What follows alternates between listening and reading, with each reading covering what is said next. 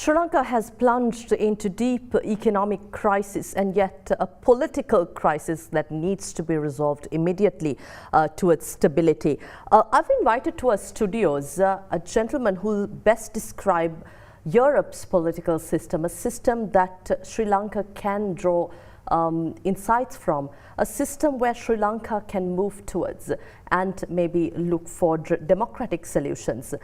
Today we will be talking to former Human Rights Commissioner and former Member of Parliament, former member of the German federal government, Mr. Markus Loening. A very warm welcome, Ayubowan, to Sri Lanka. I think you've been in Sri Lanka for the past few days. You arrived on Sunday, the day after protesters stormed key locations in Colombo. Of course, this crisis has been ongoing for some time, but July the 9th of 2002 will go down in history as a day that the largest crowd came into Colombo. And the day after, you decide to fly into our beautiful island nation. I did, and I must say it was a very special situation, very obviously. I came in early in the morning.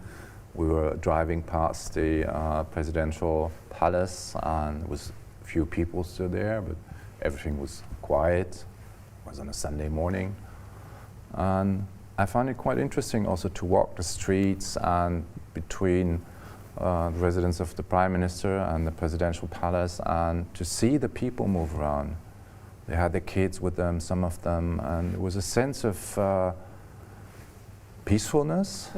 And there was a sense that I very much liked of hope also, that something would change for the better. And no signs of a previous chaotic situation the day before. Sunday was calmer.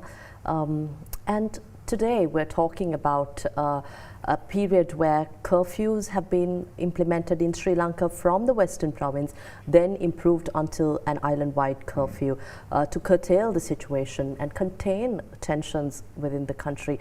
A state of emergency implemented and forced in the country by an acting president. The president of the country, whose resignation was expected on the 13th of July, is in Maldives, and the news currently is that we are awaiting for him to go to Singapore to have his resignation letter sent to the Speaker of Parliament, according to the Speaker himself. But how do you, as an outsider, view Sri Lanka's situation here, especially because you have visited Sri Lanka 20 years ago? Well, obviously, 20 years ago, this was a very different place, and a lot has happened, and a lot has happened in the right direction. You see a lot of development taking place in those 20 years, without any question. The situation from an outsider is like my family was asking me, oh, why are you going there? Isn't it dangerous? And what's happening? And on the other side, I felt I wasn't exposed to anything which felt dangerous in any way to myself. On the contrary, I was, people were very friendly. They were talking to me, they were asking questions, and they were sharing their views and their feelings with me, which I very much appreciated. And I think the most important thing in such a situation is to have a transition which is clear. Where are we heading? So I think that's something, a responsibility for the leaders, those leaders that are there, that are still in office or planning to leave office. Whoever has been elected into office has a responsibility to also show a clear path forward. When you say transition, I'm not sure if you had the time to really understand the Sri Lankan situation, the constitutionality and the context, but I'm sure you can shed some light over the situation here given your experience in Germany. Currently, acting President Ranil Wickremesinghe, who is Prime Minister, constitutionally, President can appoint him as acting President, which has happened. So he has taken over duties as the acting head of state, and now the party leaders are meeting, and there are discussions on how Parliament will resolve this crisis. But when you say transition, in what direction and how do you think Europe or Germany would take a situation as this? I think the first thing is respect people's safety. I think that's number one. People should be safe and feel safe. And the second thing is respect constitutional and the law, the rule of law, respect democratically elected members of parliament, elected leaders. But then on the other side, that also puts a responsibility on the shoulders of those that have been elected into parliament, party leaders, whoever they are, to show the way forward and to work together to the best and to the protection of everyone on the island. I think that's creating a clear and stable perspective is really the key now for all citizens, obviously, but also for the outside world watching your country and saying, you know, where are they heading? Do we see a perspective there? Mm-hmm. Again, in this given current juncture, Sri Lanka is also dealing with protesters who've turned violent, protesters who have forcibly taken over key locations of the country, the presidential secretariat, the president's house, the temple trees, the prime minister's official residence, and last night even stormed the president's office down Flower Road in Colombo. Now, this is a situation I doubt even Europe would allow in the name of dissent and allowing protesters to voice their opinion. The struggle itself has been peaceful for more than weeks, months, and yet the situation now needs to be immediately addressed where order, the peace and rule of law should be maintained. So how would such a situation, do you think, your part of the world would address? First of all, I think it's important that leaders sit at the table and work together and don't go into old divisions or so. Leaders need to sit together and say, okay, we have a responsibility for this country, for its people, to come back to a very peaceful situation. I think violence is never bringing any situation forward. Violence is always something that should be stopped. That's a responsibility on everyone's side. On those that are in government or that have roles to play in parliament, in the security forces, but also with those that are protesting. Violence is always leading astray and is leading to situations that shouldn't take place. Mm-hmm. We also have violent protests in Europe. It's not that it doesn't happen, but we try to find ways of bringing violence down, of bringing tensions down in a way so that people can start talking again, discussing, seeing what's the future of our country, where do we need to go, how do we actually improve people's day-to-day life, how do we resolve the fuel crisis and other situations that we have. I think that's what needs to happen. Mm-hmm. How concerned are you about the trend in Sri Lanka given the deteriorating economic situation? Sri Lanka has been talking about this since last year, that we will be in crisis situation, and the leaders were asked to go and work with the International Monetary Fund, which is happening now under the leadership of the current Prime Minister and acting President. But then again, how concerned are you about a similar trend? Because this economic crisis, although Sri Lanka faced it at the end of last year, is a situation that even the US is hit. Inflation skyrocketed, yesterday we heard of this, to a 40-year high. In the UK too, prices are soaring, and in other parts of Europe. And in South Asia, how concerned are you? Well, there's a general concern about the economic situation in the world. We have a very dire situation, not the right word, but we have a strained situation in Germany as well, where we see inflation going up, food getting more expensive by the day, so people are very concerned. Energy prices are rising all the time, so there is concern there. And I have a concern that this should not grow into a global crisis, a global economic crisis. So it is important that all the actors, the state actors, work together and say, okay, where are we? What can we do? What are the levers that we have to make sure this is not turning into a global recession? We need to consolidate this, and I think there will be hardships for all involved. There will be hardships for German consumers, and there will also be hardships in your country given the situation. But especially for your country, I see the general prospect actually very optimistic. You are a fairly small nation in your surroundings, so you have the flexibility to improve situation, to improve legislation, to work on it. You have a long democratic tradition of discourse, of talking to each other. So you have stability. You have a couple of very great companies out there that are working on a global scale. You are a fantastic tourism destination. People love coming here. So you have a lot in your hands actually, but it needs to be turned into a situation where it pays people's salaries, where it creates income, where you can go back to exporting your goods again. So there's work to do without any question. And I think it's important for all political leaders in all countries to say, okay, this is not going to be an easy time the coming months, but on the whole, the perspectives over the coming years are actually there, and they're good. You have a sense of optimism for Sri Lanka Absolutely. in relation to other nations. So let's talk about that. That's a good way forward for a small island nation. You've spoken about the rich democratic traditions that Sri Lanka has been enriched with, the values that Sri Lanka has treasured over years.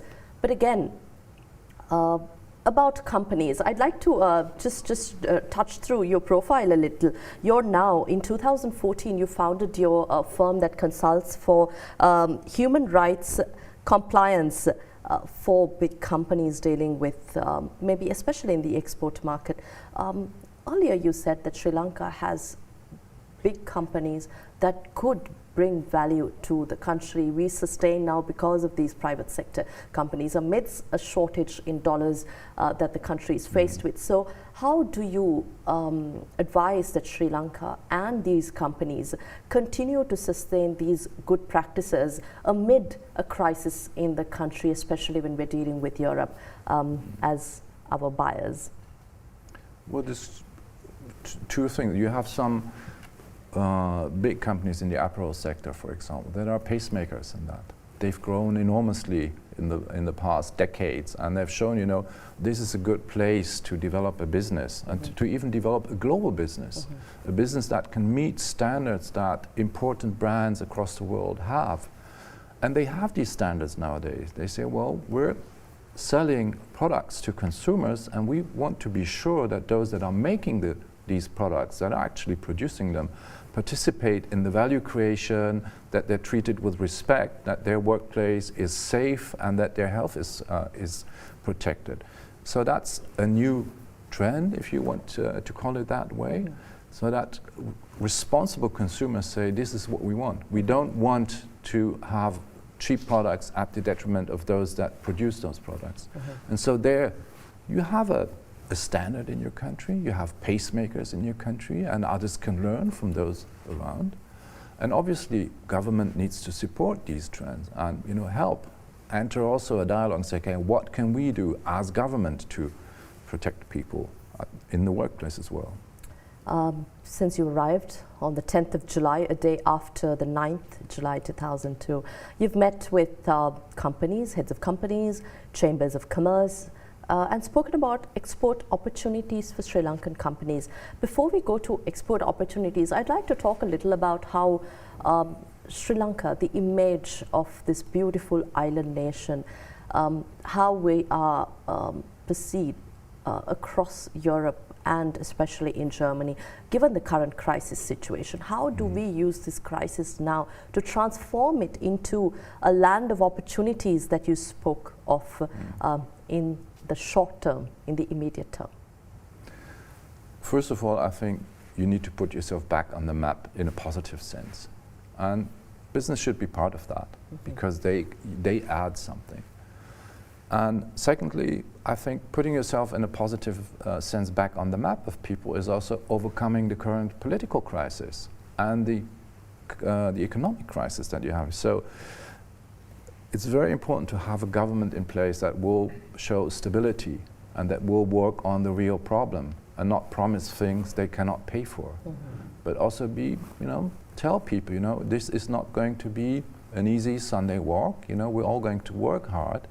But that gives us the chance to overcome that and to move into new directions. So it needs stability, political stability. It needs political leaders that take things in their hand, but it also takes business leaders or other community leaders that support that and say, okay, let's move forward together. And let's maybe also overcome political debate here and there when it's actually distracting from what's really important. What have your discussions with these companies and chambers focused on especially? They're focused on actually growth. You know, how can we move back into our export markets? At the moment, on the short term, it's how can we keep it up? How can we keep export up? Because that brings in the money. But then on the medium term, it's how can we grow? How can we discover new clients? How can we win over new clients? What can we do with German clients? And we have a lot of brands in Germany that are interested. Whether it's agricultural products, whether it's garment, whether it's other products, people are interested. And I mean, tourism. You know, tourism is really something that people in Germany are very interested in. And they're interested in responsible tourism.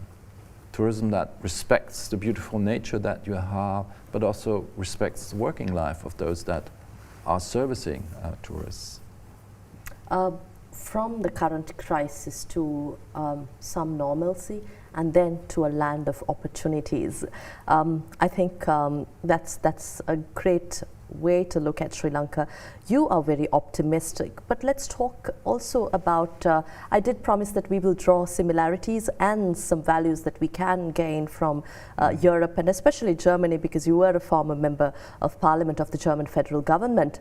How do we now look at the transition from the spirit of violence, the frustration that the people are faced with, and lawlessness to where we want to go? Let's draw some values that Germany implemented and how long Germany took to see this transition happen, and the kind of patience that we need to also have.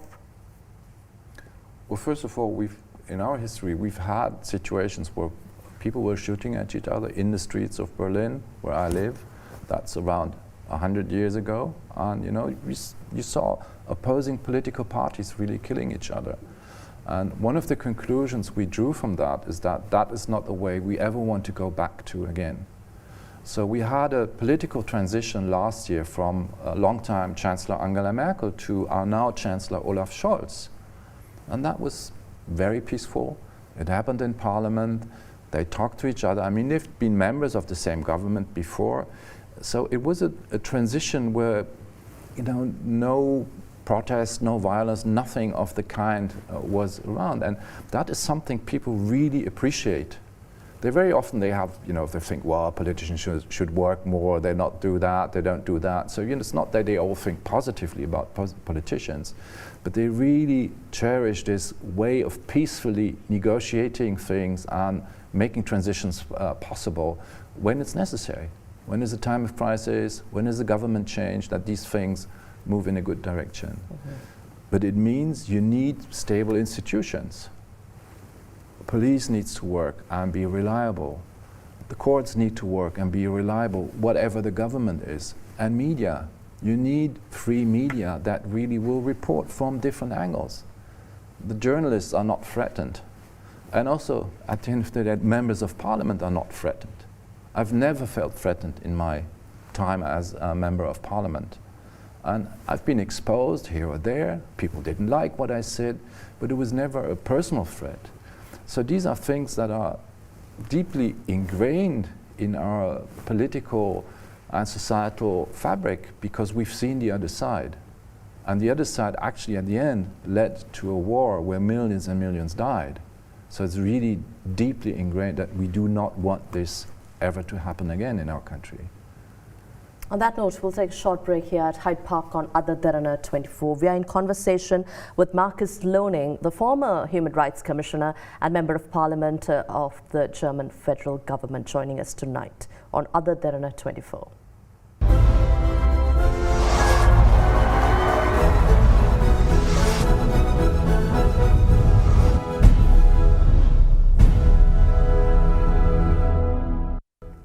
Towards stability from crisis, towards prosperity through chaos. That is what we're talking about, given Sri Lanka's current context. I'm in conversation with the former Human Rights Commissioner and former Member of Parliament of the German government, Markus Loening. You were an advertising man when you started off right after university, was it? That's right. Yeah. How has the journey been from creativity to politics?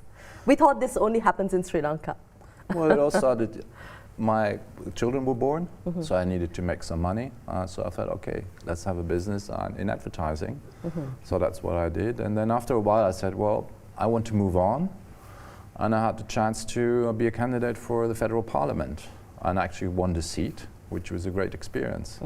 So from 2002 to 2004, you resigned from your advertising work, 15 years since you founded it.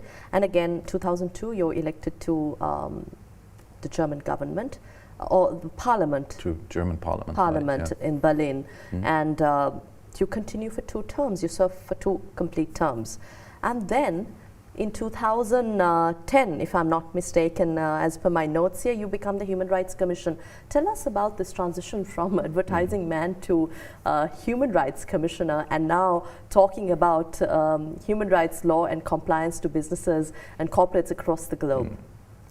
Well, actually, I've always been interested in politics and public debate at school, and then through my whole life. But then obviously when the children were small, the pressure to make money was high. When I had the chance to be part of the public debate and to become a member of parliament, I seized the opportunity. And it was looking at the world from a completely different perspective, but it was great to bring that experience of being an owner of a small enterprise into parliament and talk to some of the people there that don't have that experience. What is it like to have a small business? What is it like to have a family with children? Then most of what I did was actually foreign policy. So I was traveling a lot. I was traveling a lot in Asia, mainly actually. This was with your foreign minister? That was when I was a member of parliament. So I was still traveling to Central Asia, to South Asia, to East Asia. And I saw a lot of different situations there. And that was another part of my, let's say, way where I could understand more about the world and see that the world has many, many different centers. Europe is not the center of the world. Europe is one part of the world, and there's many, many other parts of the world. And everywhere you go, people feel this is the center of the world because I'm here. And this is changing perspectives, and it gives you a different feeling about, how to talk about others, how to relate to others. And it's interesting to see that there are things that we all have in common. We want to be protected in our rights.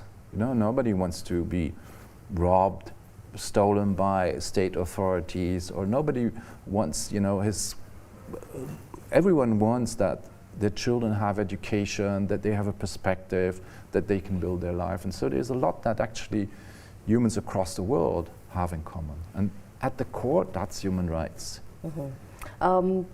You spoke about a transition. Towards stability and good values. The German people and the people of Europe also have seen a difficult time. But we're talking about a political system. How do we go towards the best solution and the most suitable political solution for Sri Lanka? We've seen as many amendments as possible to our constitution, and yet we haven't had a solution to solve basic questions that the entire nation has. We've seen a war, a civil conflict that lasted 3 decades, and then this crisis today. So how do you look at solving this crisis through a constitutional solution that best suits Sri Lanka? You need the right laws in place, you need the right constitution in place, but then you also need the spirit and the responsibility of people that protect that. And it's not just politicians, it's judges, it's the judiciary, and it's normal citizens. Everyone needs to pay respect to the constitution. That's the basis of how we live together. We should also be aware that there's no such thing as a perfect constitution. Things will change, and then you will think, we should amend this, or we should change that, because society evolves, situations change. So there's no such thing as a perfect solution and that's it, and we need to no need to worry anymore. It's a constant, engagement. It's a constant thinking process. It's a constant debating process. I mean, if you look at the UK, they have made this, I find, very stupid decision to leave the European Union with Brexit. But they made it, and now they need to deal with it. And they're still our neighbors. Now they kicked out their prime minister. Things happen. Politicians or people make wrong decisions, and then you need to catch up and try to, make it better again. So it takes people to engage for society, for the neighborhood, for the family, but also for the whole political system. Otherwise, the best constitution will not protect you. Look at the fight we have in the US, where the former president was not respecting the constitution. And look at the fight that they are having to try and protect their institutions and their constitution. So it's not a specific thing to any one country. It's a fight that we all have in our countries in different ways with different perspectives. And if we can make it, you can make it. But to bring the country back to respecting law, order, governance, and a legal system, how do we approach that? Citizens must tell their members of parliament to do that. So that's the first step. I mean, they've elected these people, and they say, I want you to make sure that law and order are respected. So they should tell their representatives. Then they should also act accordingly as citizens. You're in a family, you have friends, you're working, you have a workplace. Make sure that people respect each other, that people respect the law. I mean, nobody's a saint, but make sure that respect for the law is something that's positive. Talk about it in a positive way.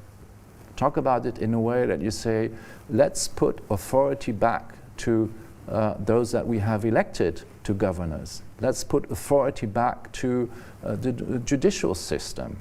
It's something that people need to express positively. Put pressure. Put pressure, but how far can you go when you put pressure? We're talking about democratic institutions. We're talking about institutions within a legal framework that also where people have the right to voice their disappointment, where their issues are not addressed, where basic human necessities are not granted by a government to the people of the country. And then again, on the other side of this equation, there is people who turn violent and who violate these very norms of human rights and democracy, and maybe being a threat to an average citizen. So how do we balance this through a legal system, through the judiciary, or by instilling law and order in such a way where these institutions are protected, and more importantly, the rights and the basic necessities of the people are granted? This will never work. Constitutions will not work if those that are in power are not behaving responsibly. And protecting their citizens, their people, is the number one on their to-do list. And that's the livelihoods of people, it's the income of people, it's the way that people live, it's the safety of people. That's the number one that anyone in charge, any government needs to grant to their citizens. That's the reason why they're there. To create an environment where people can feel protected, can feel safe. Money is there to live with their family, to make sure that everything's there that's needed. And if governments don't do that, people will kick them out. And we've seen that throughout history. I mean, it's the 14th of July today, the day of the French Revolution, when exactly that happened in 1789. People said, you're the king, you're supposed to make sure we have a good life, you're gone. And they kicked him out. So revolutions have always happened. The thing is, move to a better place afterwards, and that sometimes is difficult. It takes responsibility of those that have power to change things. So no system will work if only the citizens accept it, but those that are elected into power don't accept it. These people also need to respect the rule of law. We've seen, that takes us to the question of corruption. We've seen large cases of corruption, and alleged violation of laws and corruption cases in Europe, in Germany, in the United States too.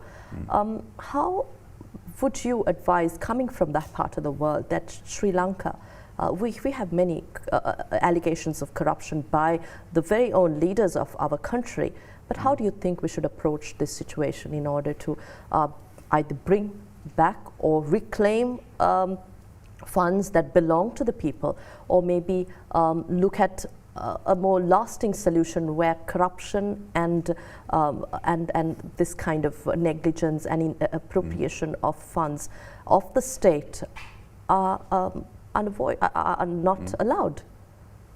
Well, I guess they're not allowed under Sri Lankan law. The thing is, how do you enforce it? And not stealing from the people, I mean, that's very obviously also very high on the agenda. It should be very high on the agenda of any politician. So the cases we had was, before the last elections, a couple of people, members of parliament, there was allegations that they had taken commissions while during the corona crisis. The things that happened were, first of all, parliament lifted their immunity so that the prosecutors could investigate the cases. The second thing that happened, one of them said, I'll step down from my mandate. The third thing that happened was that the party said, well, we're not going to put you on a list anymore, even though we don't know, there hasn't been a court case yet, but you know, just the allegation that you've been corrupt is not good for our party, so you're not going to be a candidate anymore. And then there was a court case. And at the end of the day, even two of them were acquitted. The judge said, no, it was okay, under the law it was okay. But still what happened before is that, you know, there was a strong judgment that even the allegation of corruption is something that will cost you your job. And you allow the legal system to proceed with these hearings and to investigate. It's the legal system, but it's also free media. It's journalists that are investigating the cases, that bring them to the public. And I say, okay, we've got some allegations here. We don't say they did it, but this and this is what we found out. So the judicial system has to take care of it, but also media need to be there to report on it. I'd like to, before we run out of time, talk a little about investment policy, because that's what you're looking at right now. Sri Lanka's image globally is threatened, but at the same time, there is much promise for us going forward. Investment policy, ease of doing business, and creating that framework to allow Sri Lanka to reclaim those lost accounts, if I may say. You've traveled extensively to Asia, the Asia Pacific region, and we've seen Bangladesh and Vietnam surpassing Sri Lanka when Sri Lanka was attracting all these private sector investments for years and decades to come. But something went wrong here, and our environment was not as inviting as it should have been. But how do we rectify this, especially because you have studied the situation in Sri Lanka? First of all, think good about yourself and talk to others and tell others how great you actually are. So that's really important, to reflect on the role and the opportunities your country has, especially in the region, because I think there are many. Secondly, you need to go through the hardship now with what's going to happen. You need to seriously talk to IMF, because that's an important step to restore trust of investors. And you need political stability. At the end of the day, tourists are coming back when they feel I can be here and it's peaceful. And investors are coming back when they say, okay, there's a government in place that will have a sound economic policy that will protect investment and make sure that the country can thrive. But would there be a time soon for Sri Lanka to attract these large-scale investments and not deter them from bringing business to Sri Lanka, especially as we look to solve this foreign currency dollar crisis, as we say, to support Sri Lanka come out of this, the chaos? Well, things start now. We don't wait for someone else doing something. The next government will need to take care of the dollar crisis, of the debt crisis. We will need to be very serious with IMF, move forward on that. But business also, they also have a responsibility, and they should go out and find new clients, say, okay, government is taking care of that. It will be a few months, but then we're back on track. So together, that is something that's going to bring that forward. Don't wait for someone to do that for you. You know, you need to take care of that, and then you'll move forward. What would Europe do different in a scenario as this? First of all, we have a European Union, which means we do support each other. We're very close to each other in Europe. We had wars for centuries, and at some point after the Second World War, we said, well, let's try things together. So that's what we're doing now, which means that if countries are in crisis, we do support each other. We have created the euro, which is a currency for different countries, and if one country has a problem, other countries will support it. So we're not alone. That and really Germany makes a difference. As an independent nation? Germany as an independent nation will always make sure that workers can stay in, and there will be state subsidies, for example, when companies go back as a first step.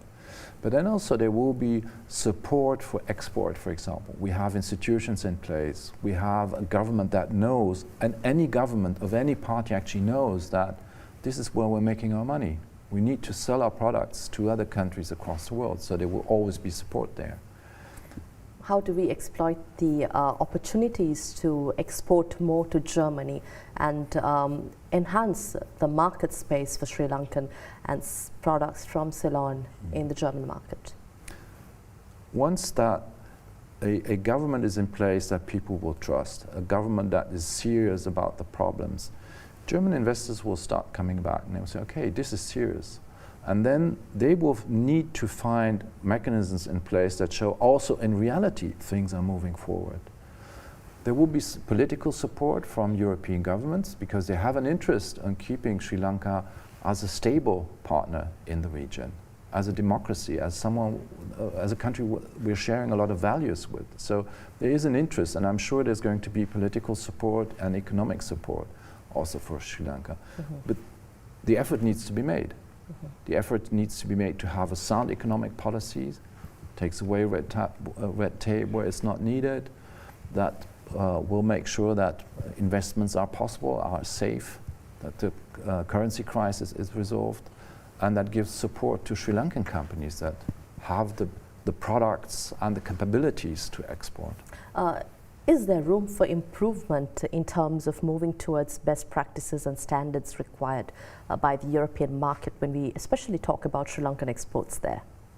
One of the advantages Sri Lanka has that Europe is talking a lot about sustainability, and sustainability means green, so respecting the climate and the environment, but it also means social, treating people well that actually are working on the products. And Sri Lanka is in a fairly good place there. There's always room for improvement. There's work possible on that. But that's a competitive advantage. If you come to the European market and say, we know that you're interested in sustainability standards. We know that you have laws in place. And we're there, you know, we can meet these standards. That will give you a competitive edge. And what areas do you think we still should improve, especially when we talk about products and services to Germany? You've spoken to these chambers, export industries and businesses that may be looking at expanding their export market. In terms of products and services, what's the preference there? You have some great products, but some of these products have been on the market for many, many years. And so the question is, what kind of products do we want to sell 10 years or 15 years from now? So there must be efforts in research and development, which will take place in companies, obviously, but there should also be universities, education, research labs, trying to find out what's going to be the thing, the next big thing, and what can be our place in that. So what's the research we need? And some of that will have to be state-sponsored. Some will take place in commercial activities. But I think it's a question of feeling responsible for the development of the country, giving young people perspectives. They're all digital. So what's the next new big digital product that Sri Lanka can bring to the market? So these kind of thoughts need to be there, and it's government's responsibility to bring people together, be they think tank, academics, people from the business world, government people, and bring them together and make sure something new happens there. From crisis to stability, we said, towards prosperity through this chaos that we're seeing. What's the outlook for Sri Lanka from an outsider's perspective? As I was saying in the beginning, I'm an optimist. Coming from the outside, what I see a lot of opportunities for your country. You have very well-educated workforce. You have a lot of intelligent, well-educated people that are there, that can take more responsibility, that can create something new. You have great businesses that work on a global level, that are meeting world standards. Others can learn from that. You have great opportunity regarding the tourism sector. And I think you have a great opportunity of developing something new. At the moment, I hear younger people have a tendency to have a look outside. Get them back. Show them that, you know, their best place to be is your country, and taking responsibility for that. Thank you, Markus, for your time here at our studios, and I hope you'll have an opportunity to enjoy your stay in our beautiful island, and you'll be able to return back to our country. I certainly will. Thank you very much. Thank you very much. We've been talking to Markus Loening, the former Human Rights Commissioner of Germany, previously a member of Parliament of the German federal government, and earlier an advertising agency owner, and currently advertising governments and businesses on exports and compliance with human rights standards that Europe requires. Thank you very much for tuning in to at Hyde Park on Ada Derana 24. We'll see you again next week at the same time with yet another discussion. To stay with us. Good night.